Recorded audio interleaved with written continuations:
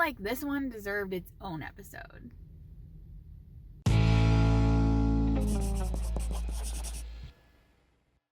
Welcome to Crocs on Vacation. I'm Jessica. And I am Brian.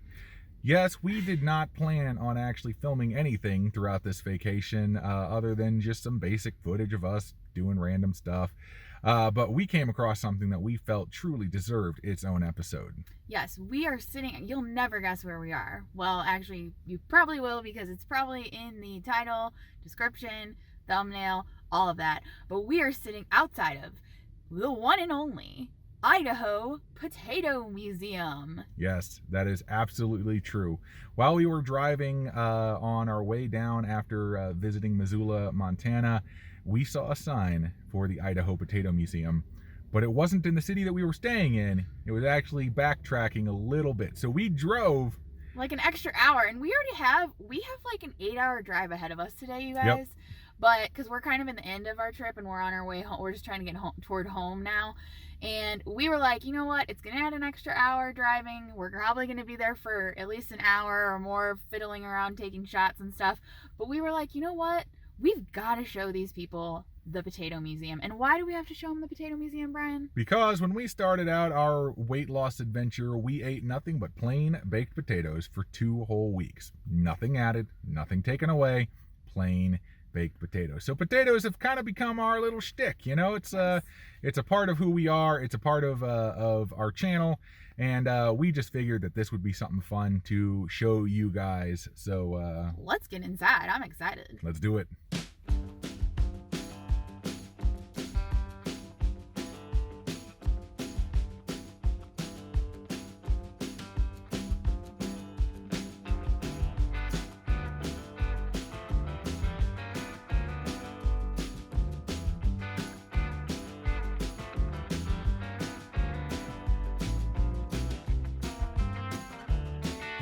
Yes, this is the Idaho Potato Museum. It is located in the beautiful city of Blackfoot, Idaho. It was established in 1988, and weirdly enough, the building was actually a former railroad station, which is kind of interesting because the railroad actually played a very significant part as to why the potato actually is grown in Idaho. Yes, but the museum itself, it's a $6 per person admission, so not too bad. And the museum has not only a gift shop and a cafe, which we'll show you later, but it's super exciting. So let's get on inside.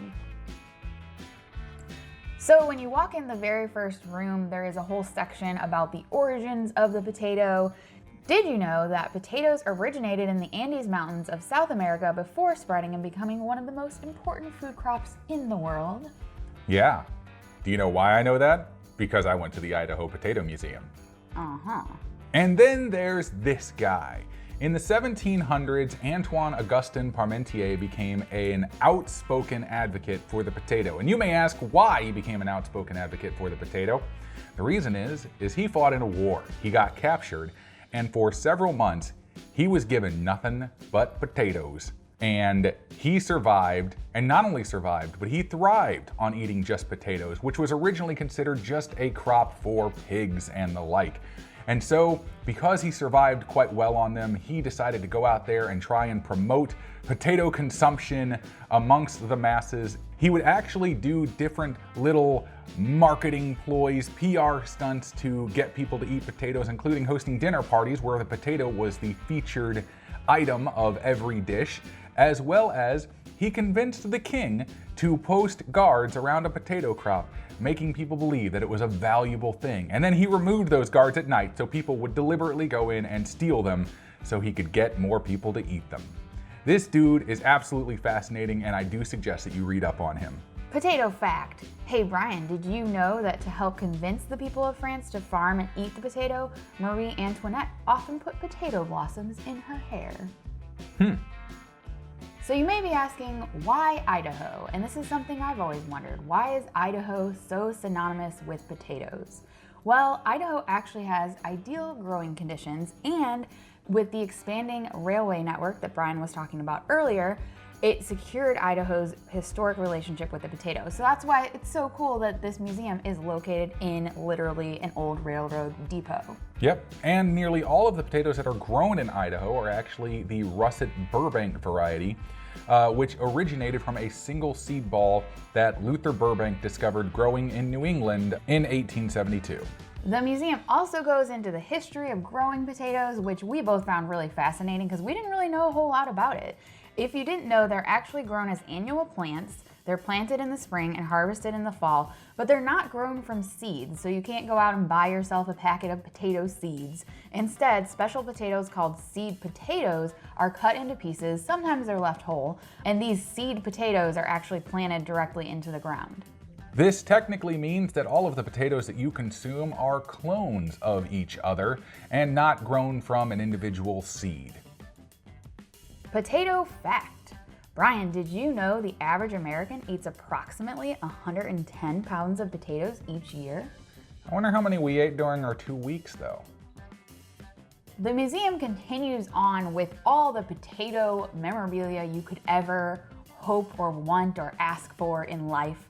They have everything from these vintage spud spikes and baking nails to all these little potato perfect, tater baker, anything and everything related to cooking potatoes. I don't really understand the point of the potato spikes, Brian. Do you know what that does? Supposedly, it's due to the fact that metal is a better conductor of heat, and so the heat gets into the potatoes and cooks it from the inside out as well as from the outside in, therefore making them cook faster and more evenly. So you just spike your potato? Yes.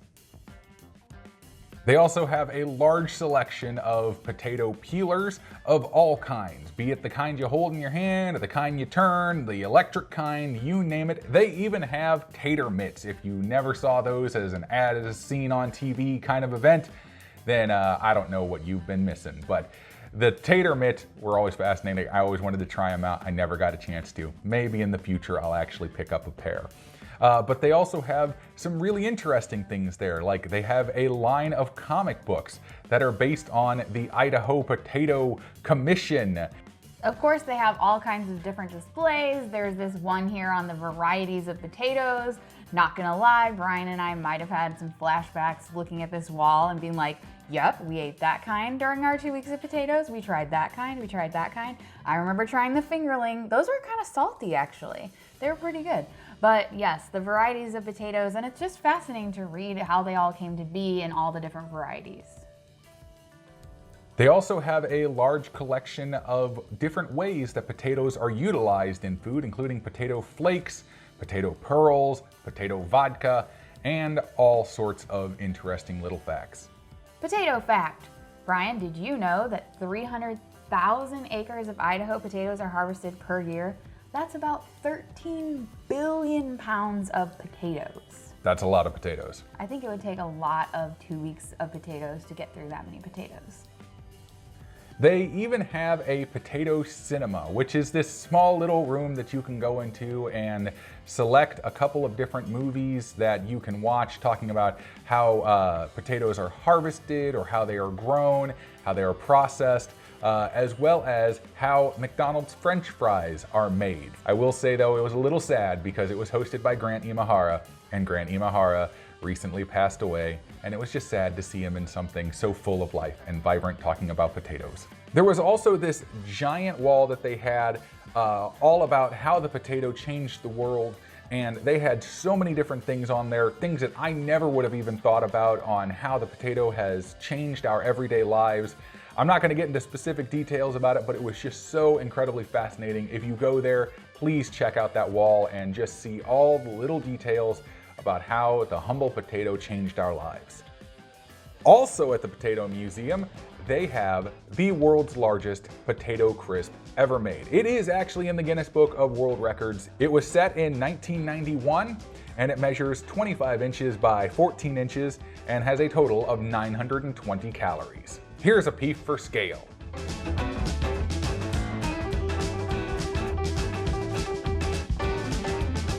Well, Pete was very excited about the next part. We went into what they call the cellar, and it is just this little hallway with, the best way I can describe them is creepy.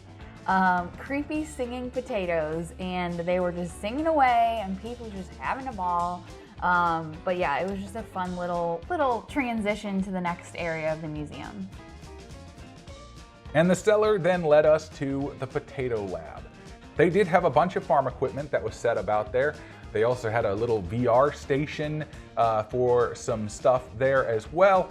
But the potato lab was actually really interesting. It's the place for the kids. It's a place to go there and check out all the different little things that you can do. They have a large collection of Mr. Potato Heads there. Yeah, and they have like science projects and computer games and like all kinds of stuff. Of course, during today's environment, everything wasn't really like functioning, and we were really the only people in the museum for the majority of the time that we were there, so we kind of had the place to ourselves, which was pretty nice. But this is definitely a place you would want to bring the kids. And now on to the piece de resistance. They have the largest collection of potato mashers in the world, as far as I know and as far as they know. I mean, how many other people out there are collecting potato mashers? It's not sanctioned by the world's, Guinness Book of World Records, but I mean, there's no way anybody else has any more potato mashers than this. It's like just the glorious wall. You've got all the different kinds that you could possibly want. You've got the ones that are the wavy kinds. You got the little cross ones. You got the ones that look like those German grenades. You got all of these different kinds of potato mashers, just all spread out. It was glorious to behold, in my opinion. But the excitement had just begun because we were done with the museum and it was time to go to the Potato Station Cafe, which if you ever go to Idaho, you know that one of your items on your bucket list is to eat a potato in Idaho, because it's just like, you have to do it. So we were super excited to find out that they had a cafe that has a baked potato bar. They've got fries, potato soup, potato rolls, potato salad, potato ice cream, potato cupcakes. They have everything potato that you could ever imagine. But you know what Brian and I got. We got a plain baked potato, which, let me tell you, they thought was a weird request. And especially, because they've got all these things in front of you that you can choose from. But we were just like, no, we would like one plain baked potato, please. And they obliged. Of course, we did explain to them why we wanted it, and they thought it was rather humorous. But yes, we did get our plain baked potato, nothing added, nothing taken away, and we sat there at the Potato Museum Cafe and ate our plain baked potato. It only brought back a couple of flashbacks, but it was still actually really tasty. They know how to make a baked potato at that cafe. And of course, no museum would be complete without a gift shop, and gifts they had aplenty. We stocked up on pins and comic books and t-shirts and buttons and all kinds of fun, all exciting stuff, potato related stuff. And they even gave us these little potato sacks to put our stuff in, which was so cute that those are their bags for the gift shop. They also gave us a small bag of instant potatoes to take with us, and they call it the taters for out-of-staters. We did not actually eat them. We gave them to Jessica's mom instead because they had butter and stuff in them, so we couldn't actually take them. But it was still such a nice little thing that they could do where they're like, and here's your taters for out-of-staters. But I absolutely loved going to the gift shop, seeing all the different t-shirts and all the different toys and all the different pins and stuff like that. Not to mention, we did get a chance to talk with the different staff members and tell them about our story, and they told us about their stories, and a good time was had all around just talking about the lovely potato. Well, Brian, was it everything you hoped it'd be? That was actually really fun. It's just so cool in there. We're obviously recording this just after we got done. We're editing after the fact. So you guys just saw like a bunch of the cool stuff in there. I learned a bunch of cool things about potatoes that I did not know before. But I absolutely loved talking with some of the staff members after the fact, after we went through the tour and everything. It was just a lot of fun because we kind of got to exchange stories because, they didn't seem to know much about like the whole food plant-based community.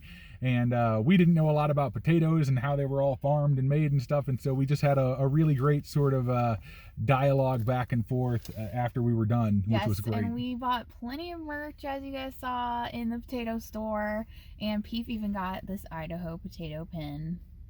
So now he's loving Montana and he's loving Idaho all at once. But I think we better hit the road. It's like, you guys, we spent way too much time in there. It's like almost 1 o'clock, and we have 8 hours of driving, and 8 hours for us usually it means like about 10. At least 10, 11. And then if we find something interesting on the road, it's even longer. We like to stop for like the tourist traps and stuff like that. Yes, please subscribe to the channel if you haven't done so already, and click the bell notification that is right next to it so you get notified whenever we post a new video. Also, you can like and share the video on social media where we exist, on Instagram and Facebook, and you can find us on there, and you can message us if you so choose. Other than that, I think that's all we got for this one. That's all I got. We will see you next time on Crocs in the kitchen. Actually in the kitchen next time, hopefully. But we will see you next time. Bye. Potato.